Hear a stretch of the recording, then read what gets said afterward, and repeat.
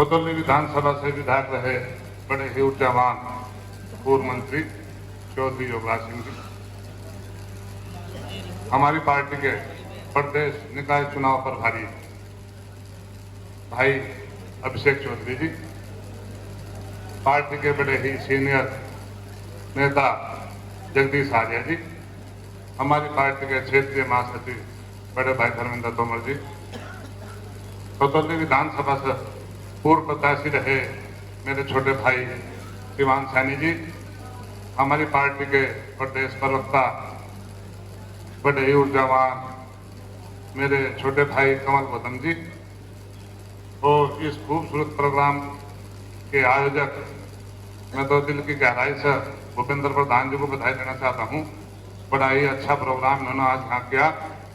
बड़े भाई खोतली विधानसभा के प्रभारी भूपेंद्र प्रधान जी, मेरे साथ चलकर आए हमारी पार्टी के युवा के जिलाध्यक्ष बड़े ही मेहनती कर्मठ छोटे भाई विदित मलिक जी, खोतली विधानसभा खोतली नगर के नगर अध्यक्ष राहुल तोमर जी, पार्टी के बड़े ही सीनियर हमारी पार्टी के जिला महासचिव जगपाल नेता जी, हमारी पार्टी के जिला उपाध्यक्ष नकुल अहरावत जी,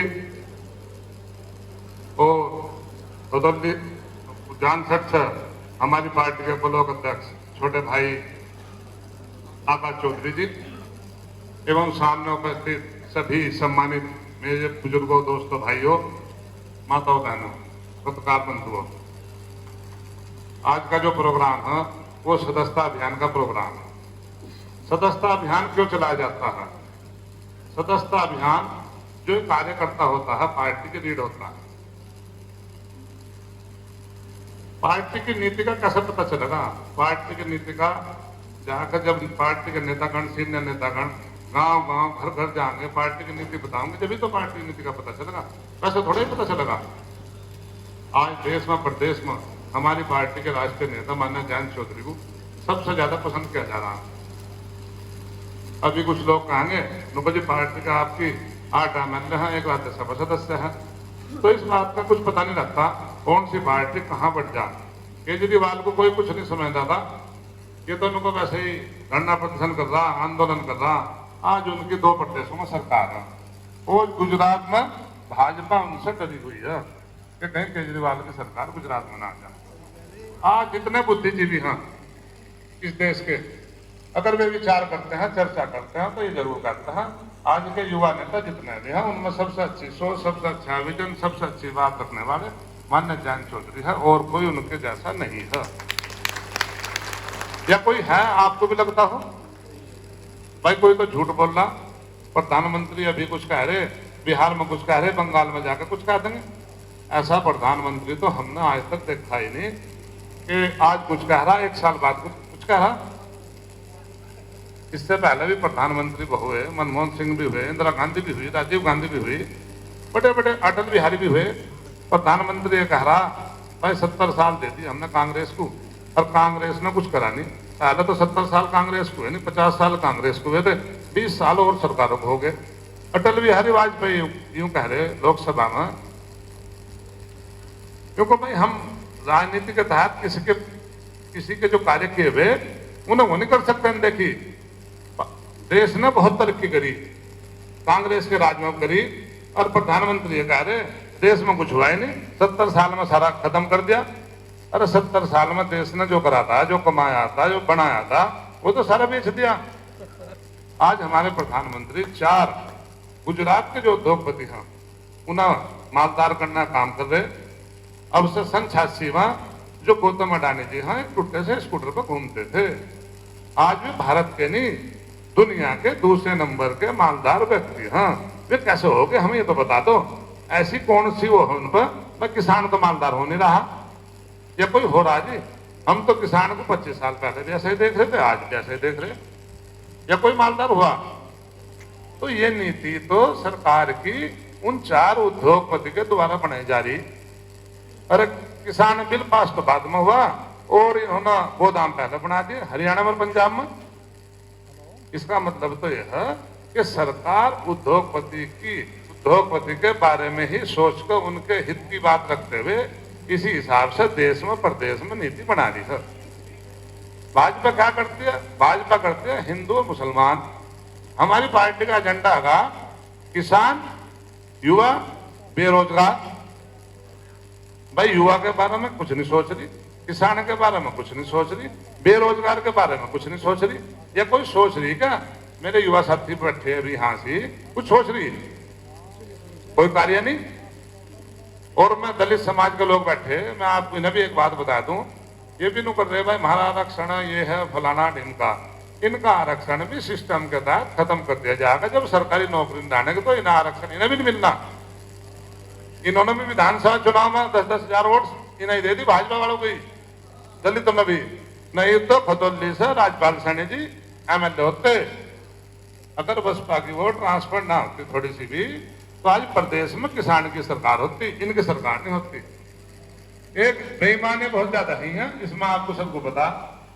अभी पीछा जिला पंचायत का चुनाव चले, उसके बाद प्रमुखी का चुनाव हुए।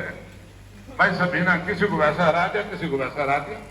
जहां ज्यादा अंतर था वे लोग इनसे हार नहीं पाए, जहां थोड़ा बहुत अंतर था इन्हें हराने का काम किया। किसी सरकार में ऐसा नहीं हुआ, लोकतंत्र में ऐसा नहीं हुआ। पक्ष भी रहा विपक्ष भी रहा, सरकार पहले से चलती आई। मुद्दे इनके पास कुछ है नहीं। अब जाए इन्होंने ये बछड़े तो यहां छोड़ दिए। एक बात अभी बता दो, जैन चौधरी जी ने एक ट्वीट करा, एक इंजेक्शन बना गुजरात की कंपनी है, प्राइवेट कंपनी, उसका एक इंजेक्शन लगा इसी बीमारी के लिए, तो भेड़ बकरियों के लिए है। तो जो गाय पर लगा रहे हैं उस इंजेक्शन को, तो 60 से 70% रिकवर होता है, उससे 100 नहीं होता। एक हमारी आईसीआर कंपनी सरकारी, उससे सरकार अनुमति दे रही, सेंट्रल गवर्नमेंट सरकारी कंपनी को तो अनुमति दे रही, और प्राइवेट का जिससे आराम नहीं हो रहा वो मार्केट में धड़ेले से बिक रहा।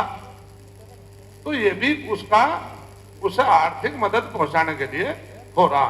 हम लोग नहीं समझ पाते। इनकी तो बहुत बड़ी नीति है, बहुत सिस्टम है। इन्होंने कई लाख लोग सोशल मीडिया बैठा रखे जो झूठ का प्रचार करते हैं।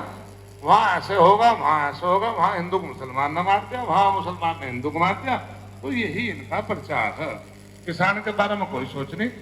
अभी पिछली बार हमारे जनपद की 6 विधानसभा, हमारे जनपद में 6 के 6 हमारे भारतीय जनता पार्टी के थे, सांसद भारतीय जनता पार्टी का।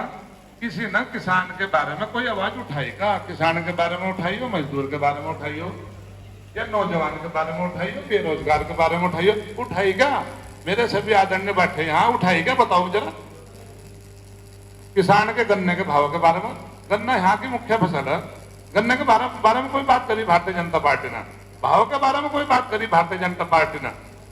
बात अगर चुनाव के आ गई तो वहां मार दिया, वहां यूं कर दिया, वहां यूं कर दिया। भाई यही बात करेगी, और इनके पास कोई बात नहीं है।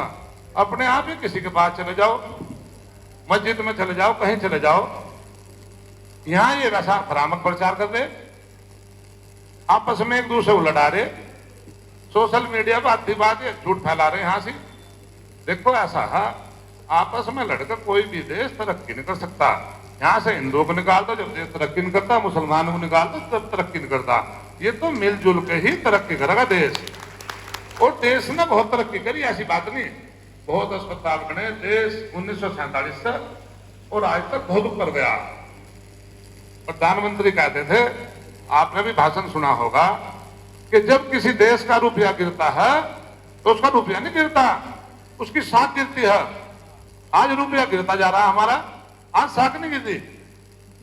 प्रधानमंत्री बयान दे रहे, बस हम भी उनकी बातों में बहकाए में आ जा।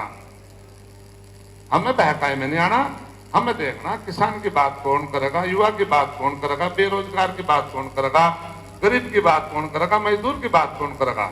हमें उसी पार्टी को वोट देना है, सफल बनाना है। 2024 के चुनाव भी आ लिए। अब आपके सांसद हैं, हाँ बड़े ही अहंकारी सांसद हैं, गरीब को तो कुछ समझते ही नहीं, वे एकदम से कह दे। मैंने भी 1-2 वीडियो उनकी देखी यहाँ की। एक गांव था, हाँ इनका लुसाना गांव था। लुसाना गांव में भी उन्होंने कहा, एक सैनिक समाज से बोल रहा था वहां से, भाई मंत्री जी हमारी भी कोई समस्या आ गई। उसने कहा हाँ बता। उन्होंने बताया भाई ये समस्या हमारी। अरे उनको चुप बैठ जाए ऐसे। उसने कहा जी चुप क्यों हो जाऊं? अरे चुप हो, संजीव बालियान खड़ा है, यहाँ से चुप हो जा तू। तो ऐसे अहंकारी सांसद का यहाँ से आपको सफाया करना पड़ेगा और सांसद अपना बनाना पड़ेगा।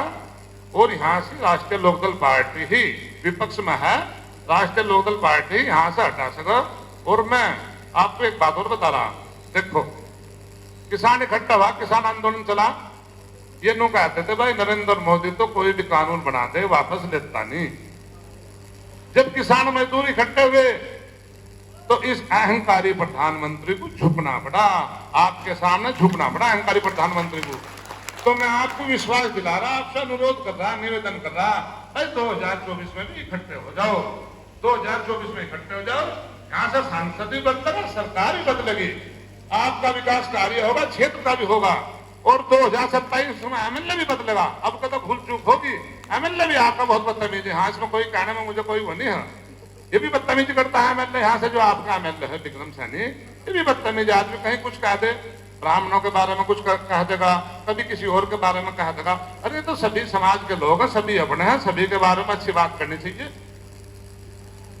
अब रही बात सदस्यता अभियान की, भाई घर घर जाइयो, सभी को पार्टी से जोड़ियो, सभी को बताइयो, सभी को पार्टी की नीति से अवगत कराइयो। और जयंत चौधरी की जितनी भी नीति है, जितनी बात रख रहे, घर घर जाकर उनका सारी में प्रमुखता से उन्हें बताने का आप काम करें। सभी का बहुत बहुत धन्यवाद, दिल की गहराई से। जय हिंद, जय राष्ट्रीय लोकदल। अध्यक्ष भाई बैठे रहिए, एक मिनट। अध्यक्ष जी से